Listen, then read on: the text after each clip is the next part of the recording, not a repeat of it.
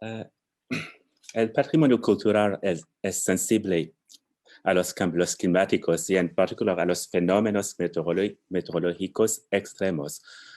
Los cambios en los parámetros atmosféricos, como por ejemplo temperaturas más cálidas, cambios en las precipitaciones y la humedad, además del aumento del mar, tormentas severas, inundaciones, sequías, pueden agravar a la degradación química, mecánica y biológica del patrimonio cultural, así como causar su posible pérdida. Por estas razones, el cambio climático enfrenta un desafío para la conservación del patrimonio cultural. Un cambio hacia condiciones más cálidas y húmedas, como la muestra la flecha roja aquí en mi imagen, conduciría a un aumento de la degradación química. Y cuando las temperaturas están alrededor de 0 centígrados, como se puede mostrar aquí con en Fahrenheit, es una imagen un poco viejo, hay lo que se llama en inglés el freeze cycle. Además de esta degradación química y mecánica y a causa de los cambios climáticos que se muestra en la figura, la degradación biológica puede ocurrir debido a cambios en la cubierta vegetal y a los efectos de organismos resultantes del cambio en el clima. Además, el patrimonio cultural ubicado en la costa la costa está expuesto a los riesgos del mar, como tormentas y erosión costera, por ejemplo, como se ilustra aquí para el sitio de Patrimonio Mundial de Scarabré en las Islas Orcadas, al norte de Escocia, en el Reino Unido, que aquí a la izquierda pueden ver un dique de abrigo protege el sitio. Este cambio climático ha resultado en la necesidad de evaluar los riesgos potenciales del cambio climático para informar la adaptación, especialmente en términos de priorizar los esfuerzos de conservación. Un documento de ICOMOS en el año 2019 resumió los principales factores climáticos y sus mecanismos e impactos en el patrimonio cultural derivados de las consultas con expertos. También nosotros, un grupo de 2 universidades en el Reino Unido y en la isla de Malta, en Europa, realizamos un análisis sobre los impactos del cambio climático en el patrimonio cultural, pero sintetizando las predicciones de cambio escrito en los artículos científicos en lugar de reuniones con expertos. Un análisis de los artículos de periodistas. Nosotros realizamos un análisis sistemática de la literatura científica solamente en inglés, utilizando bases de datos como ScienceDirect y Google Scholar. Se consideran 100 artículos de revistas científicas, capítulos de libros y actas de congresos publicados desde el año 1999 hasta el pasado julio, así como informes de instituciones internacionales. Las publicaciones adicionales evaluadas incluyeron artículos de revisión y informes de proyectos, así como otros artículos de investigación, por ejemplo, documentos que no se centran en el cambio climático, sino que vinculan los impactos del riesgo climático sobre el patrimonio cultural sin examinar cómo estos riesgos pueden cambiar en el futuro, con un total de cerca de 200 referencias. El artículo no está publicado ahora, va a estar publicado pienso en una semana, más o menos, en la periódica Wireless Climate Change. Se descubrió que el tema del cambio climático y sus impactos en el patrimonio cultural se mencionaron por primera vez en la década de 1990 en Australia, con publicaciones limitadas hasta el proyecto de Noah's Ark que escuchamos en la presentación de Alexandre Bonanza durante los años 2004 hasta el año 2007. Fue solamente lanzado informe del grupo intergubernamental de expertos sobre el cambio climático en el último que fue publicado en el año 2014, que el IPCC, que se dice en inglés, que mencionó por primera vez los impactos del cambio climático sobre el patrimonio mundial.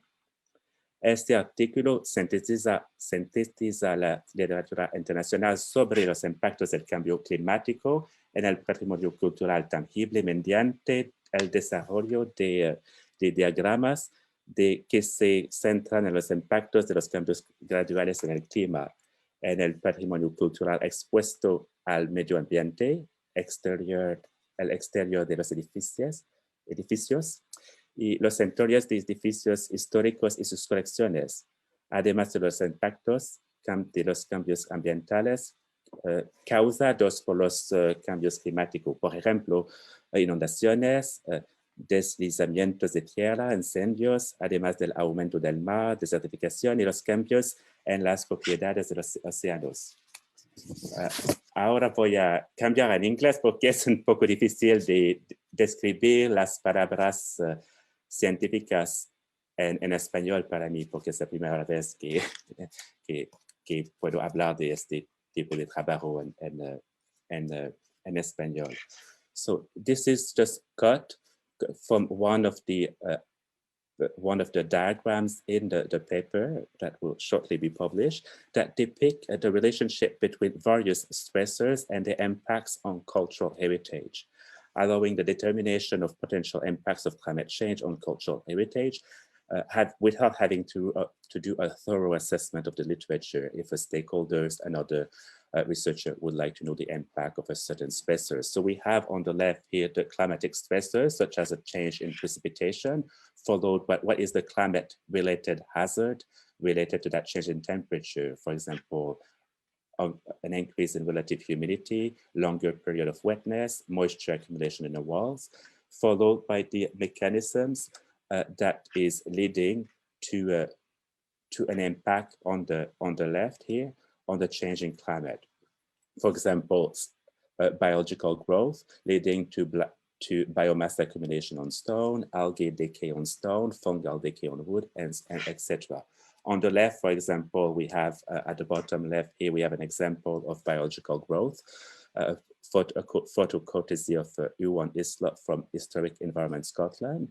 And on the right, we have a figure from Chiara Chantelli, used to work in Malta, and a contributor, an author, co-author of the paper here that I'm presenting, which is showing the salt crystallization causing efflorescence and subflorescence on brick masonry, a site called Dosa in Bologna in Italy. So just some general overview of the impacts of climate change on cultural heritage for the first part of the paper on the exteriors of building. So we found that water is the main agent of material degradation, at least in Europe.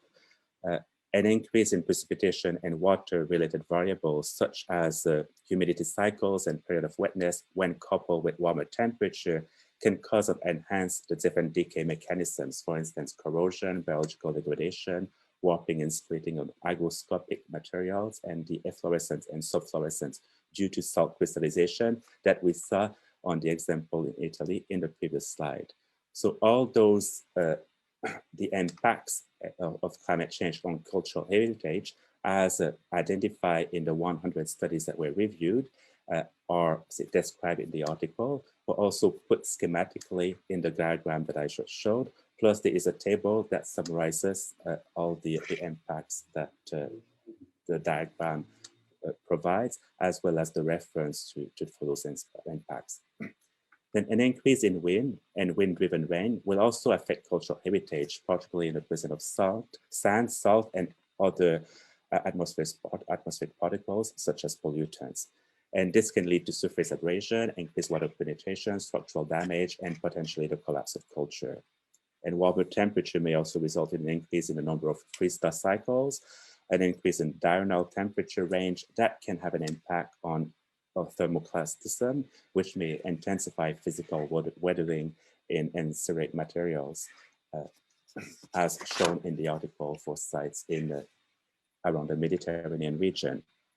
Another example of a review of the impacts of climate change, this time on the indoor heritage buildings, such as museums and the collections they hold, is provided in the paper, because the indoor environmental conditions on non-climatized historical buildings will also be changed under climate change, and different temperature and relative humidity cycle can influence the mechanical, chemical, and biological decay of interior heritage buildings.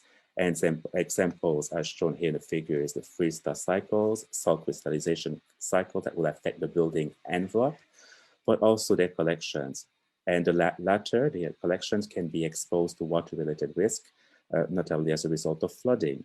For these reasons, the chemical degradation of organic heritage assets, such as those made of silk, paper, as well as color photographs, might increase in certain areas, as well as biological degradation, as it can create conditions favorable for like mold growth and insect activity.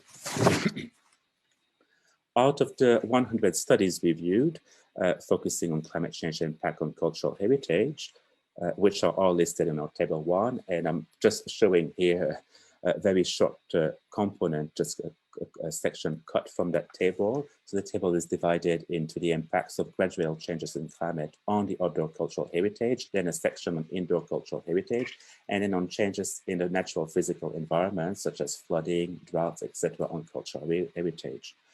We can see that the number of studies that refer to South America and Central America, as well as the Caribbean, is actually quite limited. I just highlighted some of the results here that refer to Central and South America and the Caribbean.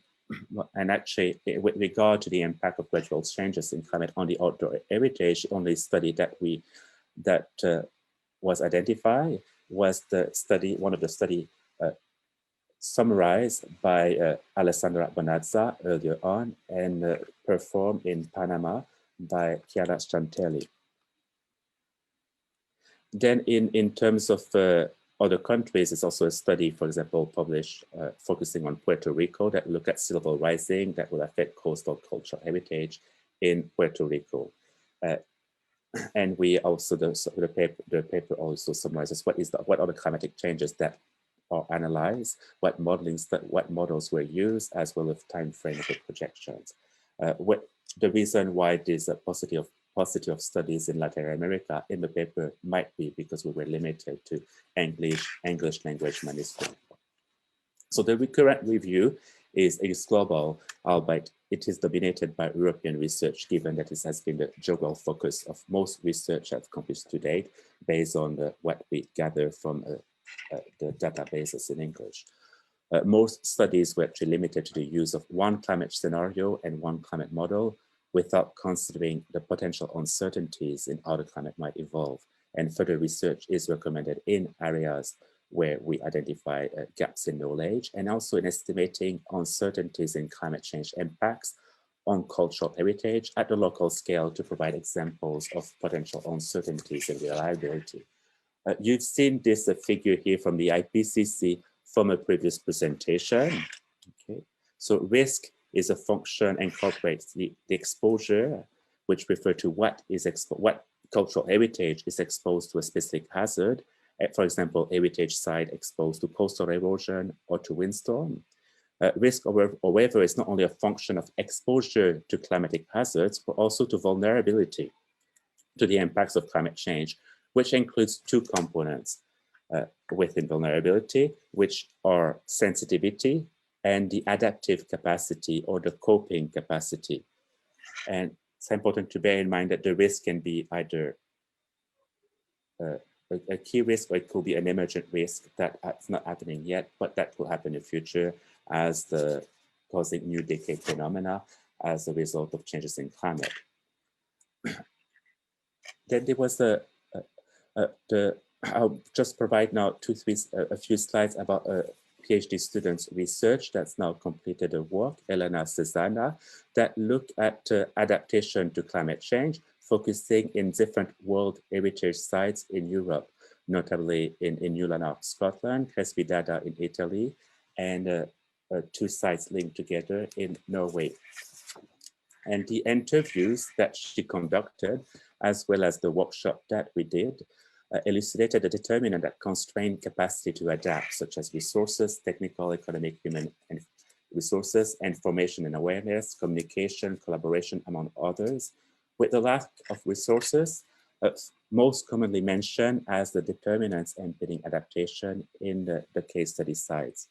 And also highlighted was a lack of decision makers' awareness of climate change impacts on cultural heritage, although awareness to severe weather events such as flooding was higher in comparison to the awareness to the consequences of gradual changes in degradation due to long-term climate change. And also the need for information on adaptive responses, including technical assistance, was found to be a key factor constraining adaptation. And that's been published this few months ago in the Journal of Cultural Heritage. Strong concerns were expressed by the interviewees regarding the need to adapt to climate change while also preserving the values related to the authenticity and integrity of cultural heritage. This is because some adaptation solutions might sacrifice heritage value or affect the authenticity of the site. An example made by some interviewees was the construction of shelters and roofs over heritage sites. An adaptation solution that can disturb the unity between the heritage object and the landscape and decrease the authenticity of the archaeological site due to the addition of these non-indigenous elements, such as a photograph of a site that I mentioned earlier of Scalabrae in the Orkney Islands north of Scotland, with a metal and glass roof over it, and which, as believed, has now been removed, as it caused a more problem than it solved since the last time I visited the site. So this paper here, published a bit more than 2 years ago now, also includes further information on opportunities and barriers for adapting cultural heritage to climate change and best practice on adaptation. And one barrier in adaptation is the difficulty in generalizing adaptation solutions due to the diversities of typologies of cultural heritage, and also the uncertainties or the unknowns in the effectiveness of adaptation measures. Also, in a book chapter that was published following a conference in Greece, we look at the learning process with regard to adaptation of cultural heritage to climate change, and found that most adaptation that has been taking place that we've examined, focus on Europe here, has been following what we call a single loop learning process. So basically, this is a reaction to a problem, in this case, a climate change impact, with no learning occurring during the process. So basically, you have a climate change impact, you adapt to it, to preserve the cultural heritage. On the other hand, but I mean, this selected adaptive action doesn't consider, for example, future climate change. On the other hand, the double loop process is that with the climate change impact, you will not just do a reactionary adaptation, just immediately adapt to it. But you will also look at a rethinking of the current procedure, requiring a degree of critical thinking in the identification of the best solution to a problem, and it's actually found to be better in addressing how the problem can evolve with a change of circumstances. An example here of 2 quotes from interviews that will, at the top here, will represent a single loop process, will be a learning process in adaptation, is the house of poet Marino Moretti in Italy that can be flooded. And basically the adaptation in this case will be that you cannot put any museum collection on the ground floor due to the risk of flooding. But on the other hand, the example of what will be a double learning process with regard to climate change adaptation in relation to the site that I showed earlier in Scarabray in Orkney is that it says that the World Heritage Site of Scarabray are very well known. The effects of climate change, such as increased sea level, as well as storminess. And the hard seawall, that did its job so far, but there are other questions. And at the moment for the conservation, they are studying what happens using the laser scanning, basically a 3D point cloud data from laser scanning being used to monitor the degree of coastal erosion and see how, using scenarios of climate change, to see how it can change in the future. So in this term, not only reacting to the specific issue as it comes, but also looking at how the change might evolve in the future, so increasing the resilience of the cultural heritage sites to long-term changes. In another project which I finished just before the COVID pandemic, the field data collection funded by the Royal Academy of Engineering is looking at 2 UNESCO World Heritage sites in Asia. On the left, we have the World Heritage Site of Hoi An in Vietnam, and on the right, the historic city of Ayutthaya in Thailand. On both sites are vulnerable to flooding, in this case, river flooding. And in this project, we are looking at not only how the impacts of climate change, but more importantly, what is the process of adapting to the change to climate change in those 2 locations, and looking at the elements of adaptive capacity that were mentioned in my presentation with a focus on Europe, and looking at what is happening in those 2 Southeast Asian countries and reporting on this.